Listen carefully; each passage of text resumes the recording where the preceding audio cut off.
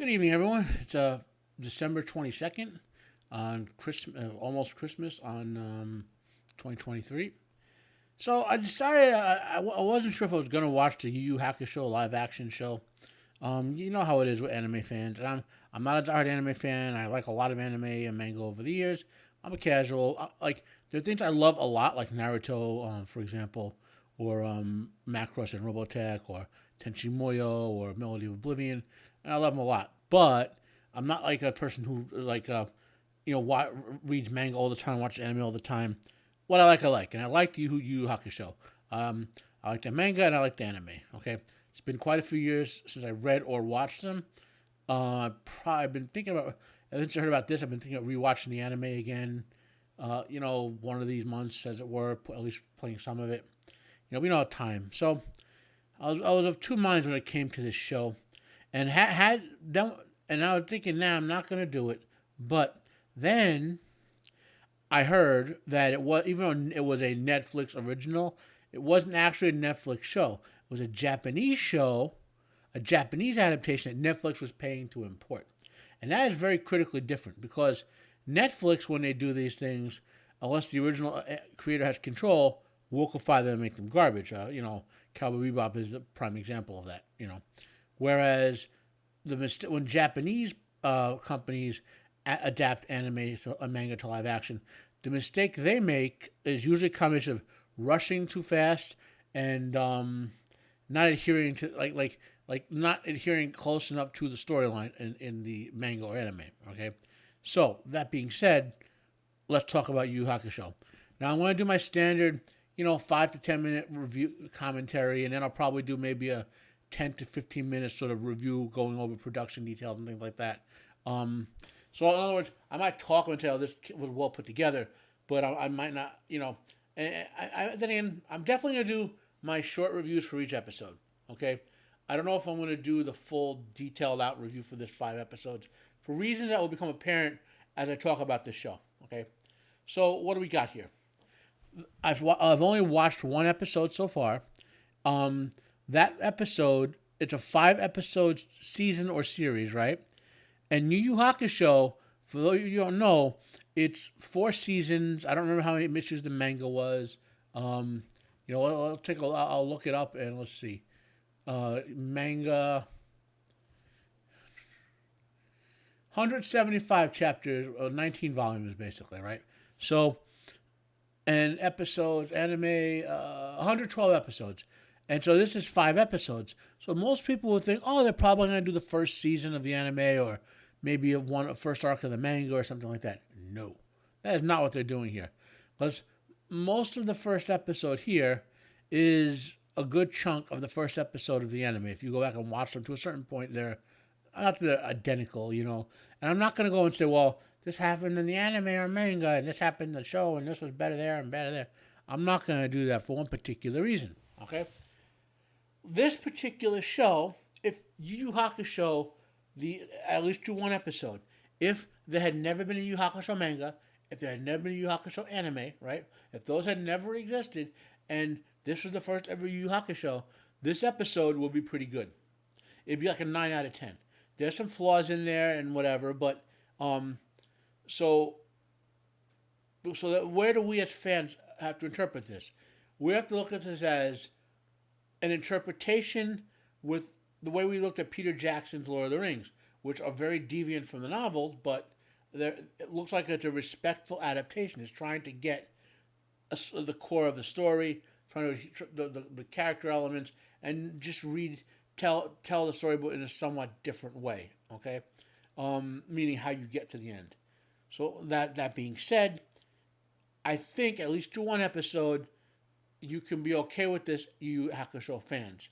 Okay, now if you're a diehard, must be point to point, like detail, this is horrible. I'll be blunt about that. Okay, but if you can accept that the person doing this, the team doing this, was trying to be respectful of the original story, at least to one episode, you got something. Okay, now, so what can we say? What are my thoughts here about this episode? The main thing that comes across, again, you can't ignore the fact that the manga and anime exist. So the main problem I have is the casting. The actors did a great job, but for the most part, they are too old. Okay, they look too old. You know, this is supposed to be like late teen type characters. You know, with all that sort of teenage angst and testosterone boiling over, and you know,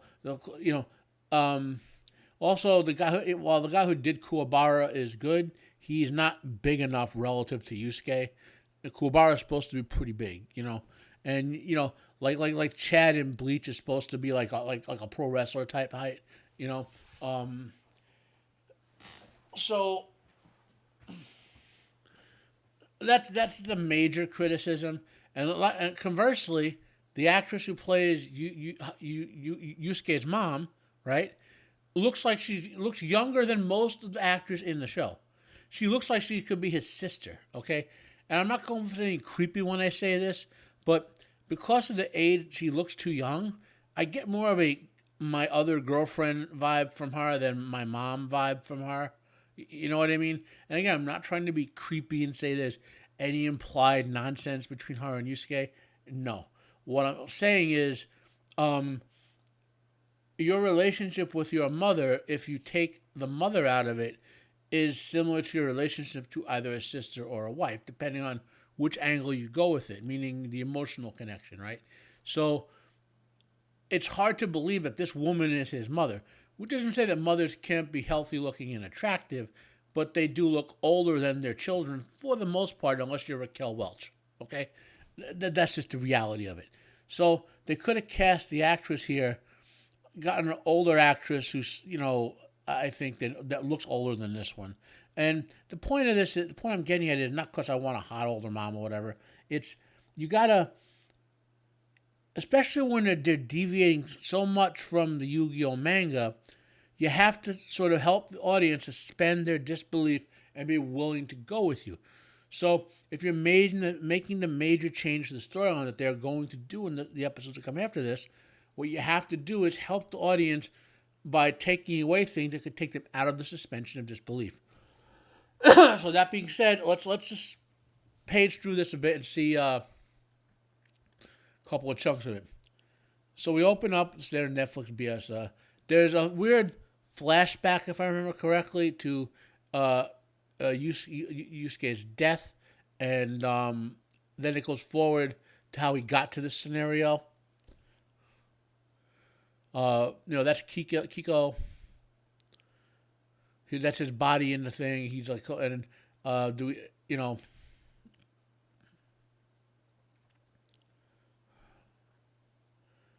Then they jump forward with the storyline.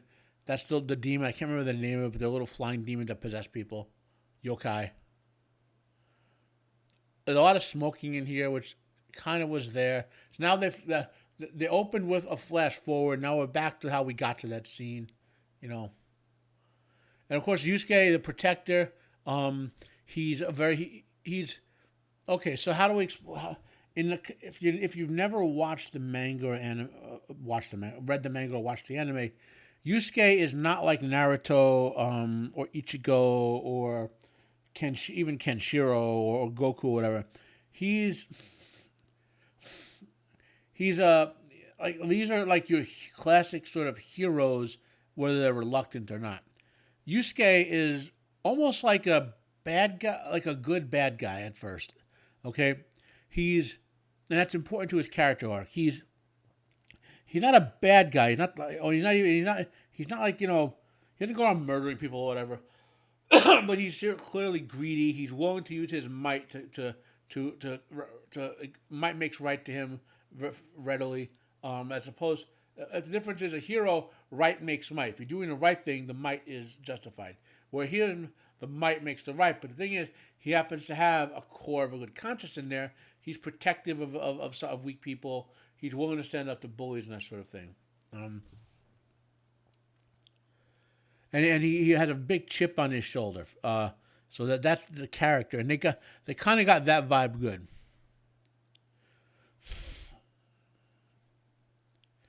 Now these are supposed to be like kind of teenagers, and they look more like in their early 20s. not a big quibble, but then when you get to more of the characters, you begin to see that same thing. So here that we have that was our first Kuwabara fight. So that's Kuwabara. He plays Kuwabara's personality fairly well. The voice is a little off, but that's okay. He's not big enough to my logic of it, you know. They don't show early on, and this is a good thing, by the way, because sometimes you don't want to waste, your sort of reveals. We don't see a lot of Yusuke fighting early. We see a lot of him winning the way they cut it. Like when he knocked all those guys back, and we didn't see exactly how he did it. So they're establishing that Yusuke is tough, but they're saving the reveal of his fighting skills till later in the episode. So I liked what they did that, right? So it's so here we are. We're at the point where the demonic possession and all that, the accident's going to occur. The demon has possessed someone in the truck, and the truck is crooning all over. It's not exactly. It was actually drunk drivers in the manga and anime that caused the death, not a truck driver. And we get they're about to hit the little kid that Ichigo had been in. So a big change here, which is notable, is that they made Yusuke a little more gruff. When he encountered the little kid here, in the manga he played with him. He made faces. You saw the inner child of him, that he was actually a good guy inside. Here he was a good guy, but they didn't extend the scene out as much, right? And then of course he saves the kid. I won't spoil that for you. I don't want to show the episode. I like the visuals of the spirit world. This is Botun. I kind of miss her being on the broom. The actress also doesn't quite looks a little off to me, but she's, again, I'm not going to complain. I got to rein in my love the fan service, but so we pace through. This would be, there's no Enma, with the pacifier, which is one of the funnier bits they do. They took him when he was older looking, like when you first saw him, he was a baby, and then he grew up as the series went on. They just took him as an older character, which is the first sign that they're compressing and time skipping, right? So he looked more like this in this appearance later in the manga and anime, as opposed to what he was more of a younger child / toddler baby type when we first encounter him. Okay. So it pays through again. So this is supposed to be Urameshi's mother. Okay. The actress who plays Keiko looks older than her. Like if I walked into this and saw there were two women in front of Yusuke's shrine, like praying to his dead, over his dead body, I'd be, one of them must be his girlfriend, the other one's his sister. I would not think the one on the left is his mom. Now, maybe because I'm 50 and she would look like 30 to a 30-year-old or whatever, but the one who's supposed to play the teenage girl looks older than the one who's supposed to play the one who's someone's mom. And when you're casting and you're a director, the visuals matter. You got to be a little, you got to help the audience with this, right? Because the target audience for this are really people, isn't young manga readers.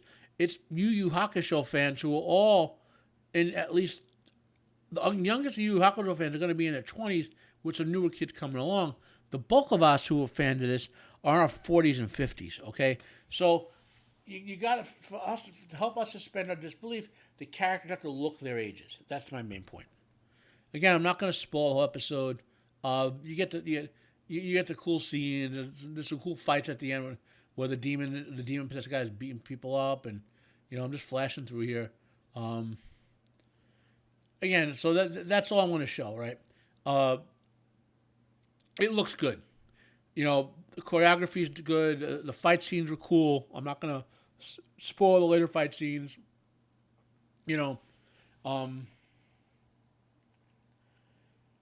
But it's very much mostly the first episode. So that's when right away. That plus showing Noenma being older than you ever saw him in the first season. that's kind of, there'll be time skipping and compressing. So the question is, how well do they do this going forward? I'll watch the second episode probably tomorrow or the day after, and maybe get my next episode up by hopefully Monday or Tuesday.